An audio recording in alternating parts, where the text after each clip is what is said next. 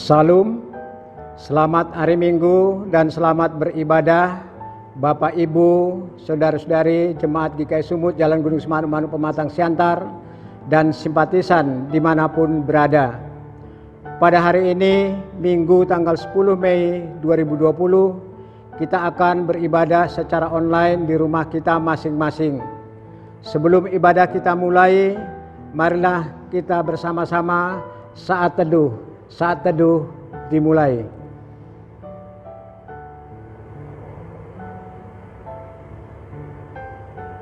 Amin. Bapak Ibu, saudara-saudara jemaat Tuhan, marilah ibadah kita awali dengan bersama-sama kita bernyanyi dari Nyanyikanlah Kidung Baru nomor 38 ayat 1, 4, dan 5.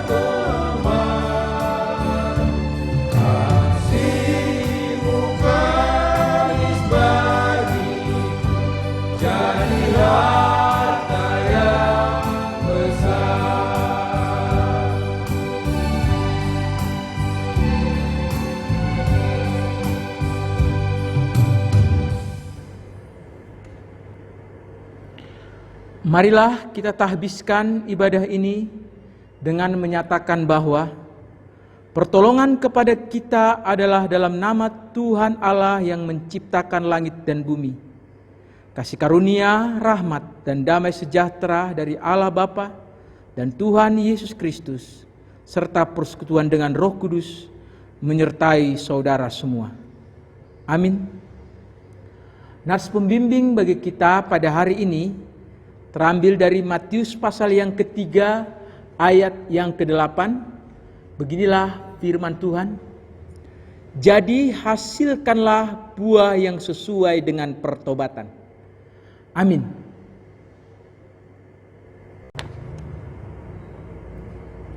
Mari kita bernyanyi dari Kidung Jemaat nomor 27 ayat 1 dan 3.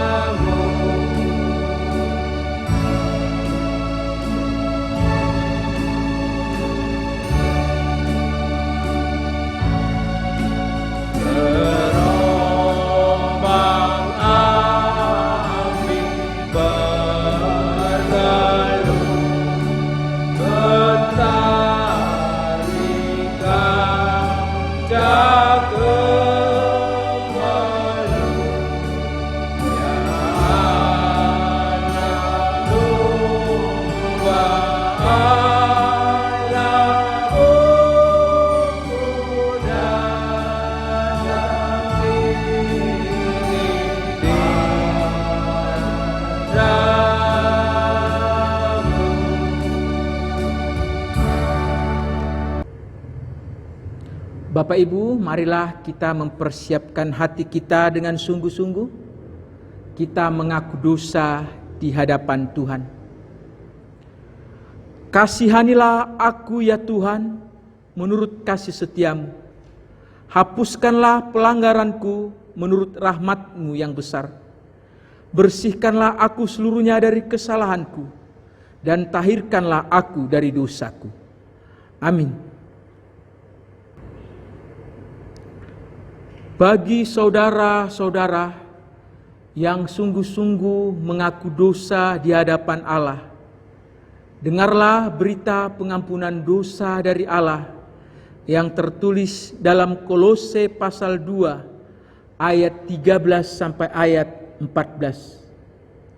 Kamu juga meskipun dahulu mati oleh pelanggaranmu dan oleh karena tidak disunat secara lahiriah, telah dihidupkan Allah bersama-sama dengan Dia sesudah Ia mengampuni segala pelanggaran kita, dengan menghapuskan surat hutang yang oleh ketentuan-ketentuan hukum mendakwa dan mengancam kita, dan itu ditiadakannya dengan memakukannya pada kayu salib. Amin. Mari kita bernyanyi dari Kidung Jemaat nomor 248 ayat 1 dan 3.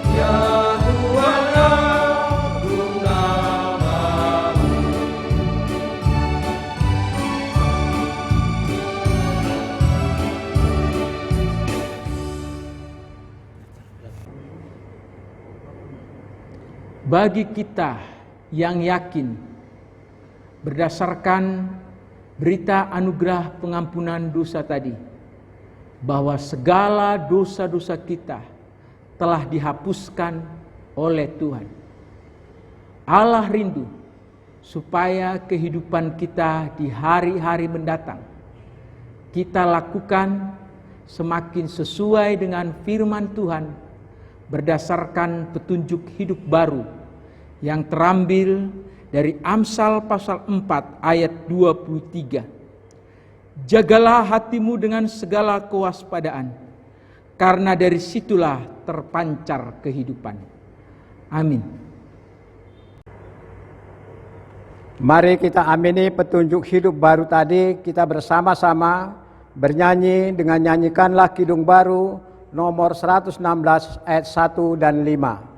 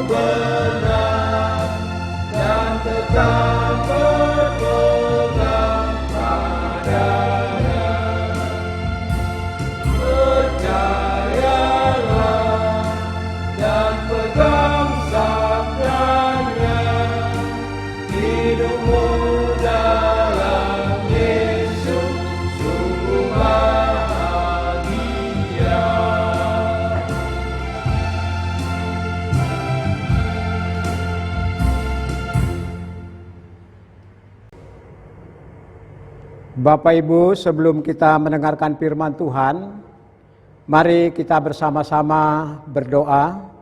Berdoa dimulai. Bapa kami yang ada di dalam sorga, pada saat ini kami akan bersama-sama mendengarkan kebenaran firman Tuhan yang akan disampaikan oleh hamba-Mu. Kiranya firman yang akan kami dengarkan dan yang akan disampaikan oleh hamba Tuhan Engkau memberkati, sehingga firman-Mu sungguh-sungguh memberikan kekuatan iman kami, dan kami sungguh-sungguh diubahkan, dan kami tetap tinggal di dalam Kristus sebagaimana pohon anggur yang tertulis dalam firman Tuhan. Biarlah firman-Mu menguatkan iman kami dan memberikan sukacita dalam kehidupan kami. Dalam nama Tuhan Yesus kami sudah berdoa. Amin. Bapak Ibu, teks firman Tuhan bagi kita pada hari ini terambil dari Yohanes pasal 15 ayat 1 sampai ayat 8. Beginilah bunyi firman Tuhan.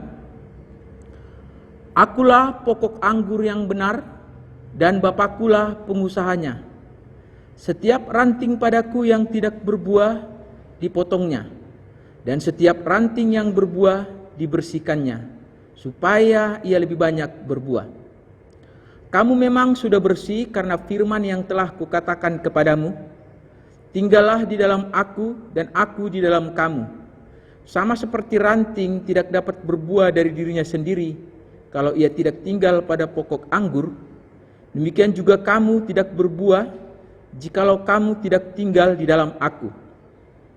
Akulah pokok anggur dan kamulah ranting-rantingnya. Barang siapa tinggal di dalam Aku dan Aku di dalam dia, ia berbuah banyak, sebab di luar Aku kamu tidak dapat berbuat apa-apa. Barang siapa tidak tinggal di dalam Aku, ia dibuang keluar seperti ranting dan menjadi kering. Kemudian dikumpulkan orang dan dicampakkan ke dalam api, lalu dibakar. Jikalau kamu tinggal di dalam Aku dan firman-Ku tinggal di dalam kamu, mintalah apa saja yang kamu kehendaki, dan kamu akan menerimanya. Dalam hal inilah Bapa-Ku dipermuliakan, yaitu jika kamu berbuah banyak, dan dengan demikian kamu adalah murid-murid-Ku. Bapak, Ibu, Saudara yang dikasihi oleh Tuhan Yesus Kristus, teks firman Tuhan ini akan kita renungkan dalam sebuah tema, supaya menghasilkan buah yang baik, kita harus melekat padanya. Perumpamaan tentang pokok anggur yang benar ini berbeda dengan perumpamaan-perumpamaan lainnya yang biasanya didahului dengan cerita, kemudian dilanjutkan dengan artinya. Tetapi perumpamaan ini, cerita dan artinya silih berganti. Melalui perumpamaan ini, Tuhan Yesus ingin menyampaikan kepada para murid-Nya bahwa kehidupan yang harus menghasilkan buah sangatlah penting di hadapan Allah. Itulah sebabnya mereka harus melekat, harus berpegang erat pada Tuhan Yesus, supaya mereka bisa atau memungkinkan menghasilkan buah yang dikehendaki oleh Allah Bapa di surga. Dalam teks kita ini diawali dengan kalimat, Akulah pokok anggur yang benar dan Bapa-Kulah pengusahanya. Dalam perjanjian lama, seperti yang dituliskan dalam kitab Yeremia, Yesaya, dan kitab Yehezkiel, Israel dikiaskan sebagai pokok anggur yang tidak menghasilkan buah yang baik. Setiap kali kiasan ini dipakai untuk mereka, kegagalan mereka sebagai umat Allah dan ancaman hukuman Allah selalu ditekankan. Israel melalui kiasan ini dihabisi oleh Allah karena tidak menghasilkan buah yang baik seperti yang dikehendakinya. Dikatakan dalam Hosea pasal 9 ayat 10, ayat 15 dan ayat 16a, seperti buah-buah anggur di padang gurun, aku mendapati Israel dahulu. Seperti buah sulung sebagai hasil pertama pohon ara, aku melihat nenek moyangmu. Tetapi mereka itu telah pergi kepada Baal Peor dan telah membaktikan diri kepada dewa keaiban, sehingga mereka menjadi kejijikan sama seperti apa yang mereka cintai itu. Segala kejahatan mereka terjadi di Gilgal. Sungguh di sana aku mulai membenci mereka. Oleh karena kejahatnya perbuatan-perbuatan mereka, aku akan menghalau mereka dari rumahku. Aku tidak akan mengasihi mereka lagi. Semua pemuka mereka adalah pemberontak. Efraim telah dipukul, akarnya telah menjadi kering. Mereka tidak akan menghasilkan buah. Israel yang tidak lagi menghasilkan buah yang baik itu, hati mereka telah berpaut pada berhala-berhala dunia ini, dan mereka telah melakukan kejahatan. Hati mereka sudah tidak lagi terpaut pada Allah. Oleh karena itu, mereka harus dihukum. Tetapi Tuhan Yesus dalam perumpamaan kita hari ini, Ia tidak akan mungkin gagal seperti pokok anggur yang benar. Ia tidak akan gagal, tetapi Israel telah gagal. Itulah sebabnya sebagai orang percaya, kita harus bergantung, kita harus melekat padanya, supaya kita berbuah. Di ayat yang kedua dikatakan, setiap ranting padaku yang tidak berbuah dipotongnya, dan setiap ranting yang berbuah dibersihkannya, supaya ia lebih banyak berbuah. Pemeliharaan pokok anggur adalah suatu aspek kehidupan yang dimengerti oleh segala lapisan masyarakat di Israel. Dalam Bilangan pasal 13 ayat 20 sampai 24 maupun Ulangan pasal 6 ayat 11 menyatakan bahwa pemeliharaan tanaman anggur sudah umum di Kanaan sebelum orang Israel masuk ke sana. Brown menceritakan proses pemeliharaan tanaman anggur di Israel. Pada bulan Februari atau bulan Maret, ranting-ranting pohon anggur akan dipangkas atau dipotong. Kadangkala pemotongan ini dilakukan secara drastis, hingga hanya pokoknya saja yang tinggal. Kemudian memasuki bulan Agustus, saat daun-daun sudah tumbuh kembali, maka dilakukan pemangkasan yang kedua. Tunas-tunas baru yang muncul akan dipotong, supaya ranting-ranting yang diharapkan dapat berbuah bisa berbuah lebih banyak, supaya getah yang ada pada pokok anggur dialirkan kepada ranting-ranting yang diharapkan bisa menghasilkan buah yang banyak. Itulah yang diinginkan oleh pengusaha kebun anggur. Dalam perumpamaan kita ini dikatakan, ranting-ranting yang tidak berbuah dipangkas atau dipotong.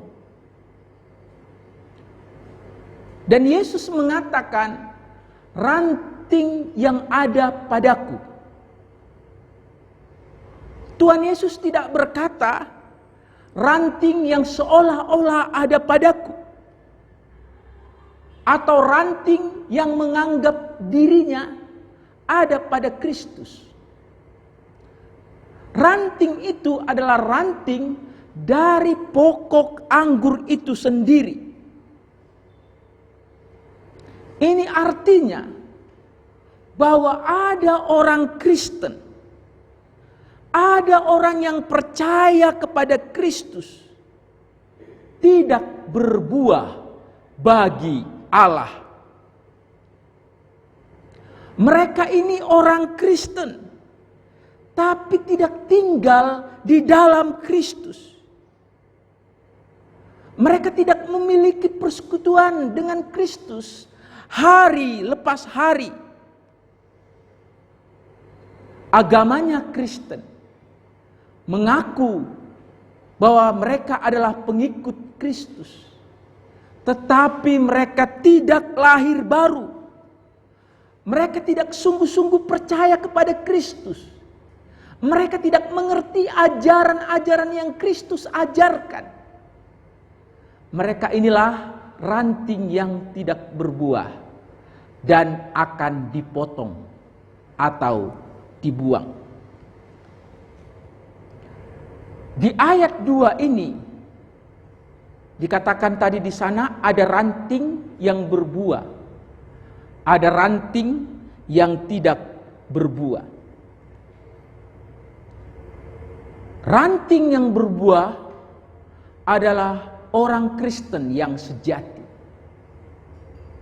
Mereka seperti 11 murid Kristus yang tinggal bersama dengan Yesus. Tetapi ranting yang tidak berbuah adalah orang Kristen yang hanya agamanya saja Kristen sesuai KTP-nya.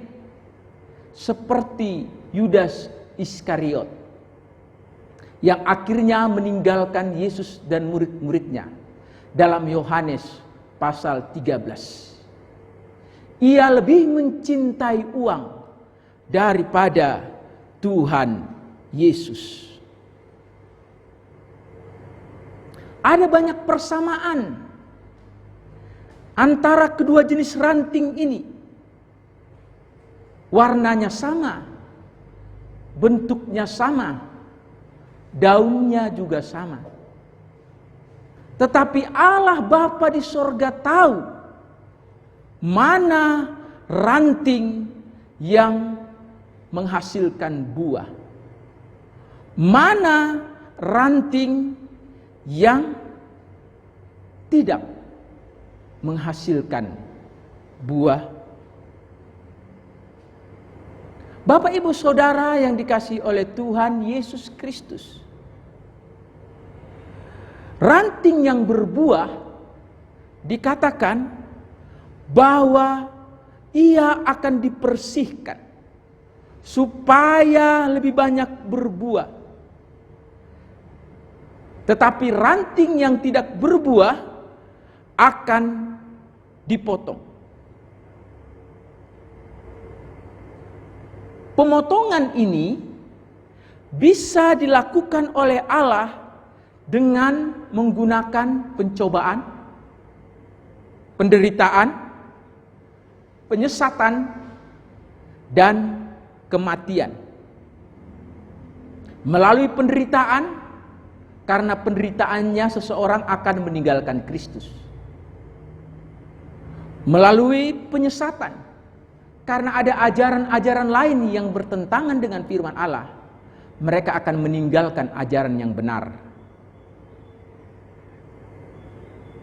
Ayat yang kedua, memang dikatakan di sana bahwa yang memotong adalah Allah.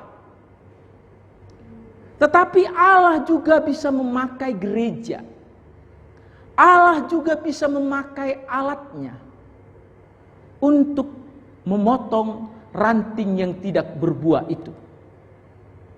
Kalau di gereja kita hal ini dikatakan dengan penggembalaan khusus atau siasat gereja nih atau pengucilan.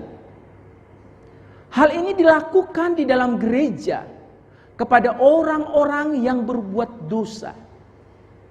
Gereja mengadakan penggembalaan khusus kepada orang itu dan diharapkan supaya ia bertobat.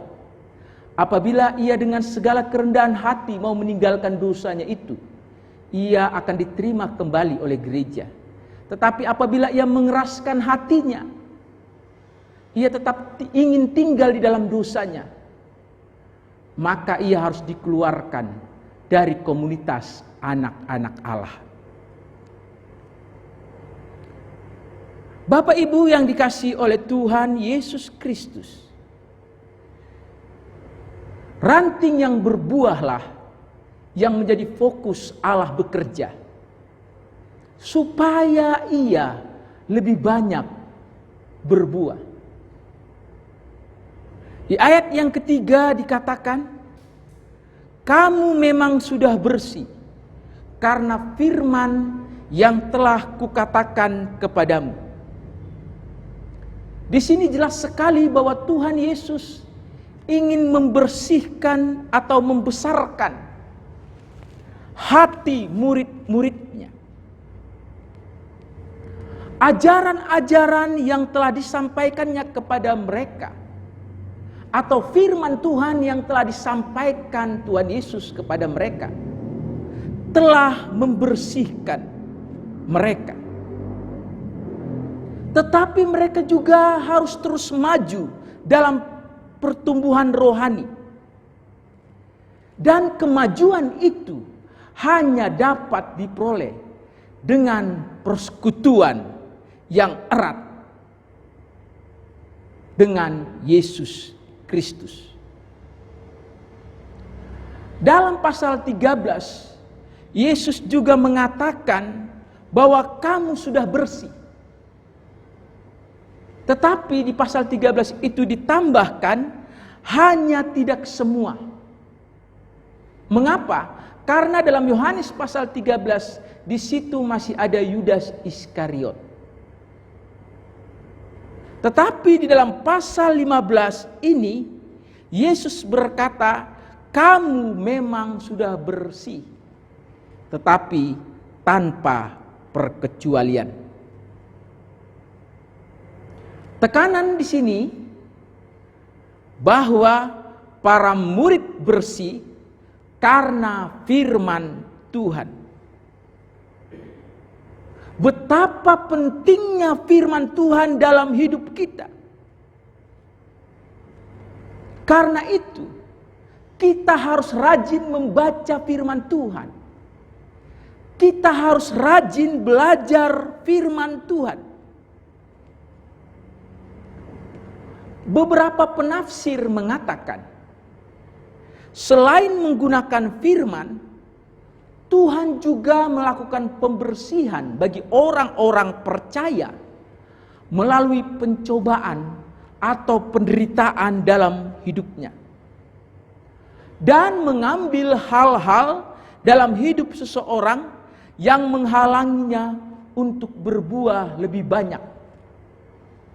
Seperti kepada Rasul Paulus, Tuhan mengambil kesehatannya. Dikatakan ada duri dalam daging. 2 Korintus 12 ayat 7 sampai ayat 10. Hal ini dilakukan supaya ia tidak tinggi hati, supaya ia tidak menjadi orang yang sombong, karena ia telah dipakai oleh Tuhan dengan cara yang luar biasa. Hal-hal lainnya yang harus dibersihkan dari hidup kita adalah dosa.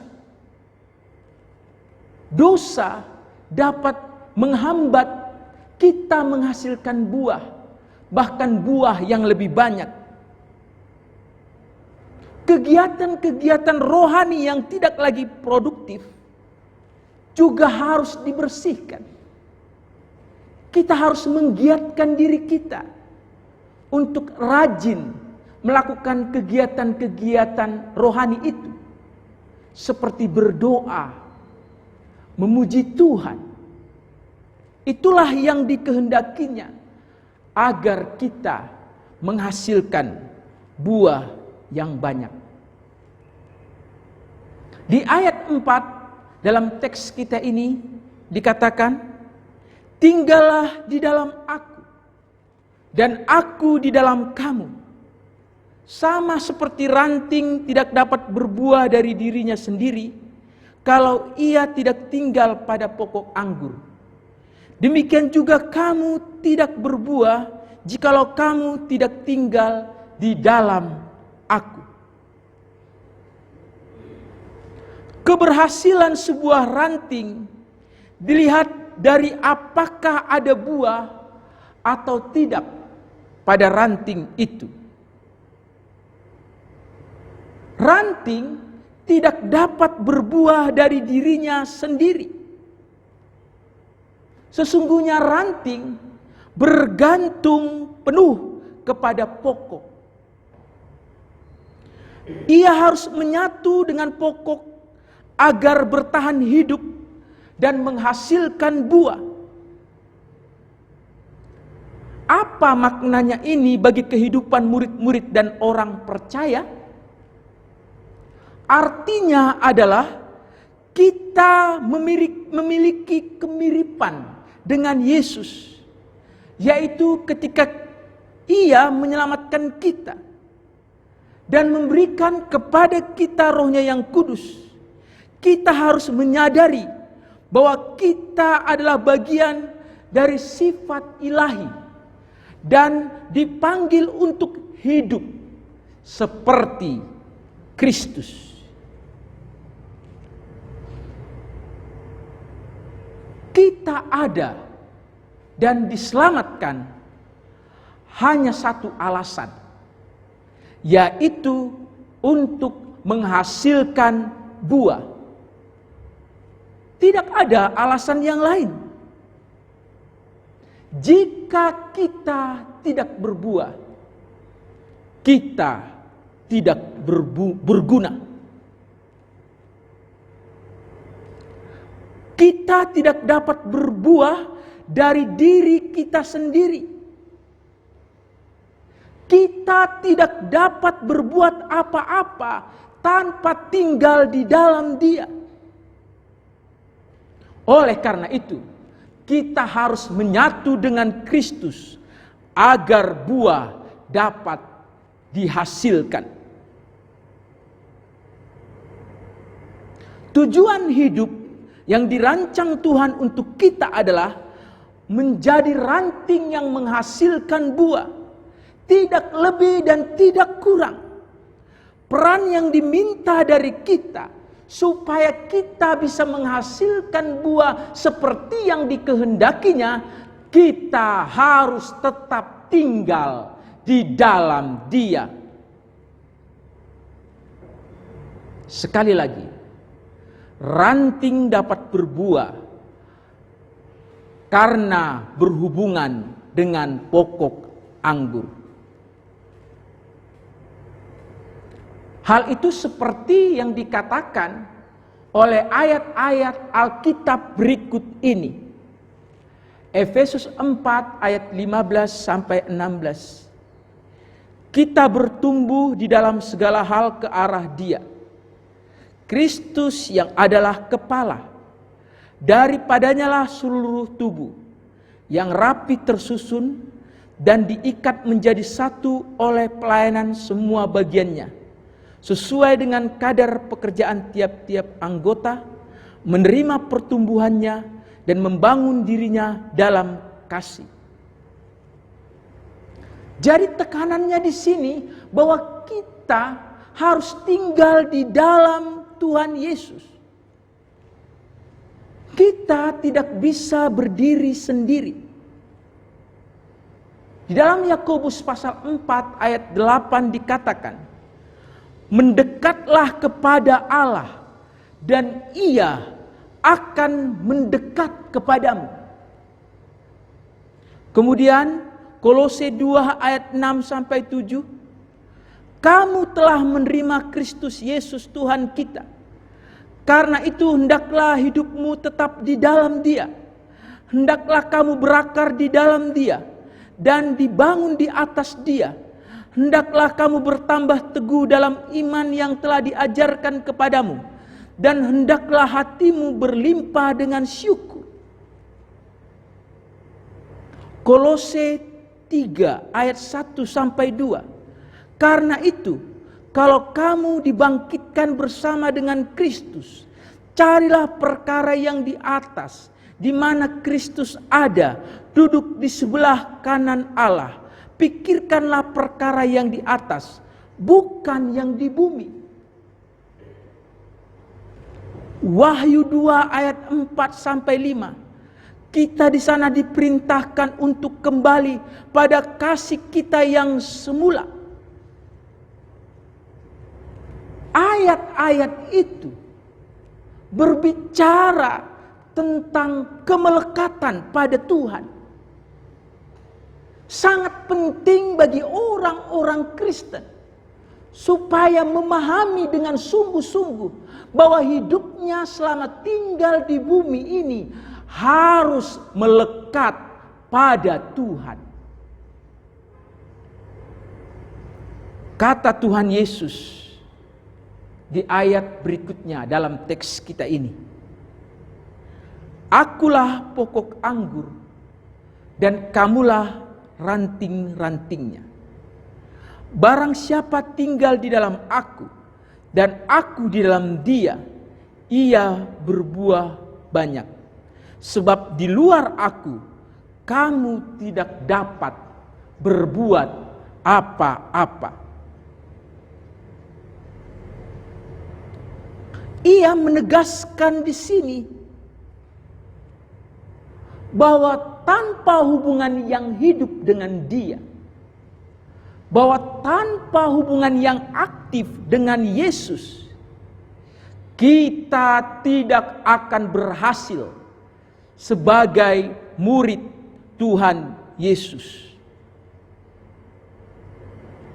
Kita pasti gagal dalam kehidupan rohani jika tidak ada hubungan yang akrab dengan Tuhan Yesus. Ia berkata di dalam ayat yang ke-8, "Dalam hal inilah Bapa-Ku dipermuliakan, yaitu jika kamu berbuah banyak, dan dengan demikian kamu adalah murid-murid-Ku." Ayat 7, "Jikalau kamu tinggal di dalam Aku dan firman-Ku tinggal di dalam kamu, mintalah apa saja yang kamu kehendaki dan kamu akan menerimanya.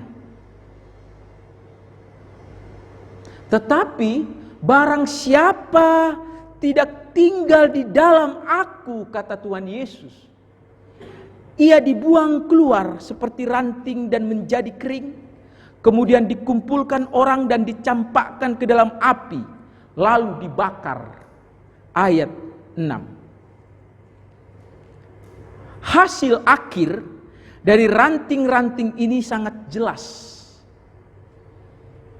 Ranting yang tidak berbuah dipotong dan dicampakkan ke dalam api untuk dibakar. Tetapi ranting yang berbuah dibersihkan supaya lebih banyak berbuah dan doanya berkenan di hadapan Tuhan. Ranting ini hanya bisa berbuah yang baik kalau melekat pada Tuhan Yesus. Oleh karena itu, Bapak Ibu Saudara, kita harus menjauhkan dosa dalam hidup kita. Kita harus memelihara persekutuan yang erat dengannya. Kita produktif dengan kegiatan-kegiatan rohani kita. Rajin berdoa, rajin memuji Tuhan, dan rajin membaca firman Tuhan setiap hari. Dan tetaplah bertahan ataupun setia padanya, sekalipun dalam pencobaan yang berat. Amin. Marilah kita bersatu di dalam doa. Kami mengucap syukur kepadamu ya Allah Bapa yang bertahta di dalam kerajaan surga. Karena pada hari ini kami boleh bersama-sama mendengarkan firman Tuhan, bahwa sesungguhnya Engkau menghendaki supaya ranting-ranting yang ada padamu menghasilkan buah. Apabila ranting itu tidak juga menghasilkan buah, maka Engkau akan memotong dan membuang ranting tersebut. Tuhan, mampukanlah kami untuk bisa dengan serius, dengan sungguh-sungguh memperhatikan hidup kami masing-masing, supaya kami bisa berbuah seperti yang Engkau kehendaki. Memang ada banyak hal yang membuat kami supaya tidak menghasilkan buah, supaya iman kami mati. Tetapi melalui firman-Mu hari ini kami diingatkan lagi agar kami dapat segera menyingkirkan hal-hal yang membuat kami tidak berbuah. Terima kasih untuk firman-Mu ya Bapa, dalam nama Tuhan Yesus kami berdoa. Amin.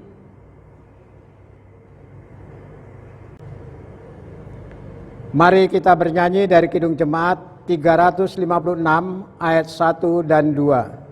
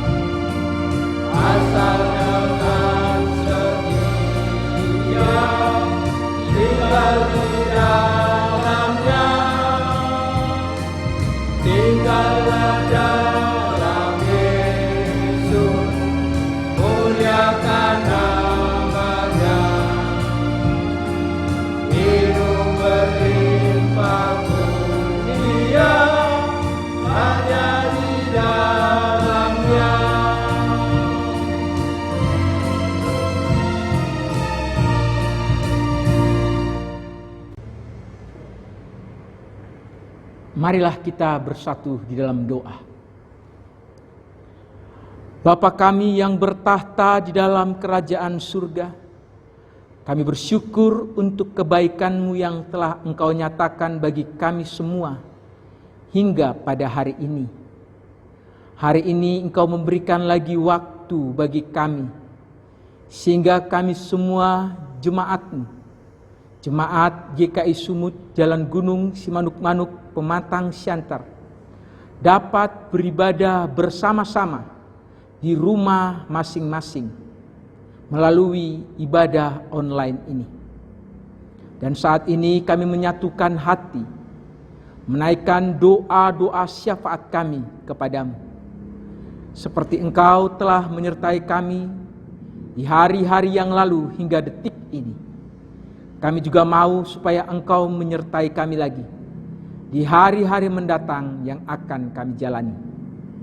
Tuhan Yesus, kami terus berdoa supaya Engkau menjauhkan kami dari tertular virus corona. Biarlah kami tetap sehat dan kuat dan hidup melewati pandemi yang melanda dunia ini. Kami juga berdoa untuk mereka yang sakit karena COVID-19, supaya Engkau menyembuhkan mereka, Engkau menguatkan mereka, sehingga mereka bisa menghadapi sakit yang Engkau izinkan harus mereka derita. Kami juga berdoa ya Tuhan untuk para dokter, perawat, dan tim medis lainnya yang ada di garis terdepan untuk merawat para pasien COVID-19, supaya mereka Engkau jauhkan dari tertular penyakit itu, dan Engkau memberkati keluarga mereka, supaya keluarga mereka juga tetap sehat dalam lindungan Tuhan. Bapa, kami juga berdoa supaya Engkau ya Bapa menyertai kami jemaat-Mu di masa-masa pandemi ini, sehingga kebutuhan kami tercukupi, kesehatan kami terjaga, pekerjaan kami dapat kami kerjakan dengan baik walau di rumah. Perlindungan dari Tuhan kiranya tetap menjadi milik kami, sehingga kehidupan kami tetap aman dan tentram karena perlindungan Tuhan Yesus. Setiap pergumulan jemaat-Mu ya Tuhan, yang masih menjadi sebuah pergumulan atau berbagai-bagai pergumulan hingga pada hari ini, kami naikkan jugalah itu kepadamu, supaya Engkau menjawab permohonan kami yang mencari pekerjaan, yang mencari jodoh, yang merindukan keturunan, yang merindukan supaya sembuh dari penyakit yang berkepanjangan. Apapun yang menjadi pergumulan tiap-tiap jemaat-Mu, kiranya Engkaulah ya Tuhan yang menolong dan menjawab doa-doa kami itu. Kami juga berdoa ya Tuhan Yesus, untuk seluruh jemaat Tuhan yang dalam minggu ini Tuhan tambahkan lagi usia mereka 1 tahun, sehingga mereka berulang tahun dengan bertambahnya usia mereka tersebut. Kiranya Engkau terus menyertai, memelihara mereka, dan Engkau membawa mereka agar terus menaikkan ucapan syukur kepadamu, karena Engkau telah menambahkan lagi usia kepada mereka. Bapa, kami juga berdoa ya Tuhan, untuk bangsa kami yang kami cintai, supaya di bangsa kami ini ya Tuhan, jauh dari kelaparan, jauh dari kerusuhan, dari hal-hal yang tak kami inginkan terjadi di negeri ini. Engkaulah yang melindungi, Engkaulah yang menjaga bangsa kami. Para pemimpin yang memimpin negeri ini, Engkau yang memberikan mereka ya Tuhan kebijaksanaan, sehingga mereka dapat memimpin dengan bijak Indonesia di tengah situasi sekarang ini. Kami juga berdoa ya Tuhan untuk dunia. Kiranya Tuhan Yesus Allah kami, Engkau yang melawat dunia ini, sehingga seluruh dunia dapat berseru kepadamu, dan Engkau memulihkan seluruh dunia, melawan, menyingkirkan virus corona yang Engkau izinkan terjadi. Dan kiranya melalui peristiwa ini, kami semua belajar untuk semakin mendekatkan diri kepada Tuhan, meninggalkan segala dosa dan pelanggaran kami, dan hidup di dalam pertobatan. Kesejahteraan seluruh dunia, kedamaiannya, kami serahkan di hadapan-Mu dengan segala kerendahan hati kami memohon ya Tuhan. Inilah doa syafaat kami ya Bapa, yang kami panjatkan melalui anak-Mu Yesus Kristus Tuhan dan Juru Selamat kami. Dan doa ini akan kami akhiri dengan bersama-sama kami mengucapkan doa Bapa kami. Bapa kami yang di sorga, dikuduskanlah nama-Mu. Datanglah kerajaan, jadilah kehendak-Mu di bumi seperti di sorga. Berikanlah kami pada hari ini makanan kami yang secukupnya, dan ampunilah kami akan kesalahan kami, seperti kami juga mengampuni orang yang bersalah kepada kami. Dan janganlah membawa kami ke dalam pencobaan, tapi lepaskanlah kami daripada yang jahat, karena Engkaulah yang mempunyai kerajaan dan kuasa dan kemuliaan sampai selama-lamanya. Amin. Mari kita bernyanyi dari Kidung Jemaat nomor 309 ayat 1 dan 4.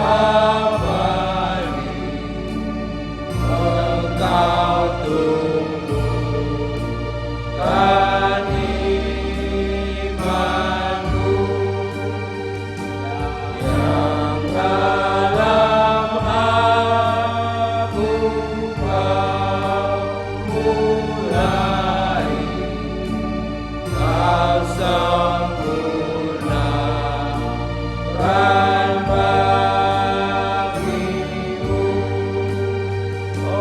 oleh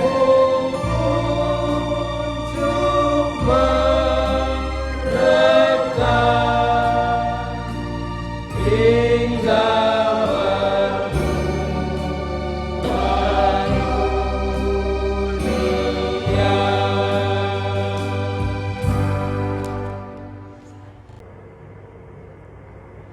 Segala orang percaya, marilah kita bersama-sama mengucapkan pengakuan iman rasuli demikian. Aku percaya kepada Allah Bapa yang Maha Kuasa, Halik langit dan bumi, dan kepada Yesus Kristus, anaknya yang tunggal Tuhan kita, yang dikandung daripada Roh Kudus, lahir dari anak darah Maria, yang menderita di bawah pemerintahan Pontius Pilatus, disalibkan, mati dan dikuburkan, turun ke dalam kerajaan maut.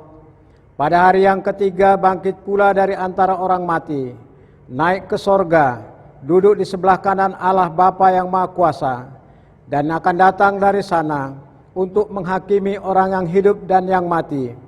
Aku percaya kepada Roh Kudus, gereja yang kudus dan am, persekutuan orang kudus, pengampunan dosa, kebangkitan daging, dan hidup yang kekal. Amin. Mari kita akhiri ibadah ini dengan kita bersama-sama bernyanyi dari Kidung Jemaat nomor 341 ayat 1 dan 3.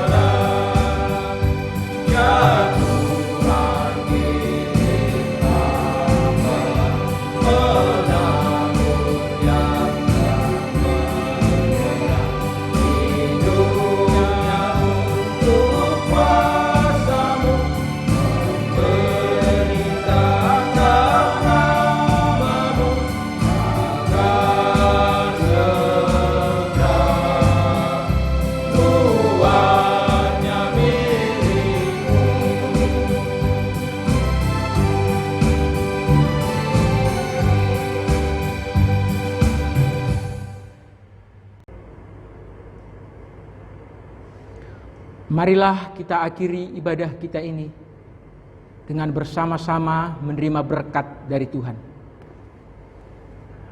Tuhan memberkati engkau dan melindungi engkau. Tuhan menyinari engkau dengan wajah-Nya dan memberi engkau kasih karunia. Tuhan menghadapkan wajah-Nya kepadamu dan memberi engkau damai sejahtera. Haleluya. Amin.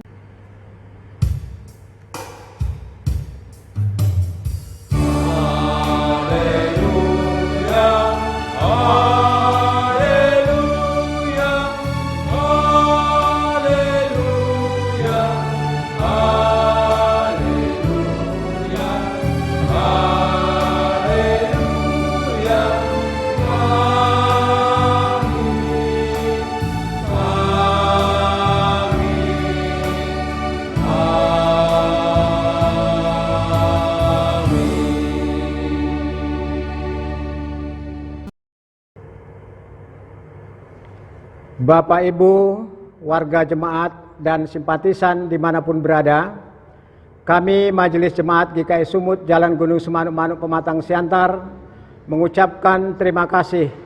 Kiranya kita semua tetap sehat dan senantiasa diberkati oleh Tuhan. Salam, Tuhan Yesus memberkati.